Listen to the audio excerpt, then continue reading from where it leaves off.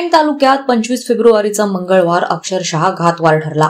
या दिवशी झालेल्या 3 वेगवेगळ्या दुर्घटनांमध्ये 3 तरुणांचा मृत्यू झाल्याची दुर्दैवी घटना घडली आहे।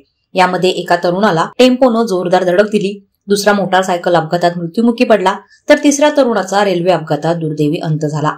या घटनांमुळे परिसरात हळहळ व्यक्त होते। मंगळवारी सकाळी पेण दादर गावातील हरेश धनाजी पाटील वय वर्ष 20 हा तरुण पायी चालत जात असताना त्याला MH06 BV4092 क्रमांकाच्या 3 व्हीलर टेम्पोनं जोरदार धडक दिली। या अपघातात त्याच्या डोक्याला गंभीर मार लागला आणि तो जागीच ठार झाला। घटनेची माहिती मिळताच दादर सागरी पोलीस ठाण्यात गुन्हा दाखल करण्यात आला असून पुढील तपास सुरू आहे। दुपारच्या सुमारास हमरापूर गावातील मोरीजवळ दुसऱ्या अपघाताची नोंद झाली।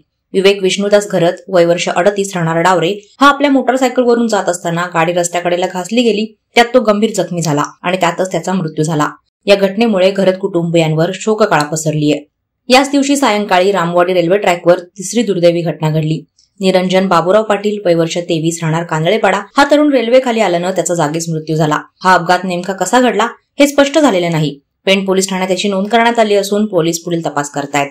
या 3 युवकांच्या दुर्दैवी मृत्यूमुळे पेण तालुक्यात शोककळा पसरली आहे। रस्ते अपघात आणि रेल्वे ट्रॅकवरील वाढत्या दुर्घटनांमुळे स्थानिकांमध्ये भीतीचं वातावरण निर्माण झालंय। प्रशासनाने वाहतूक आणि रेल्वे ट्रॅकवरील सुरक्षेबाबत अधिक दक्षता घेण्याची मागणी केली जात आहे। वादळवारा लाईव्हसाठी किरण बांधणकर, पेण। नवी मुंबई व रायगड जिल्ह्यातील ताज्या बातम्या आणि घडामोडींसाठी सबस्क्राईब करा वादळवारा लाईव्ह चॅनल आणि दाबा बेल आयकॉन।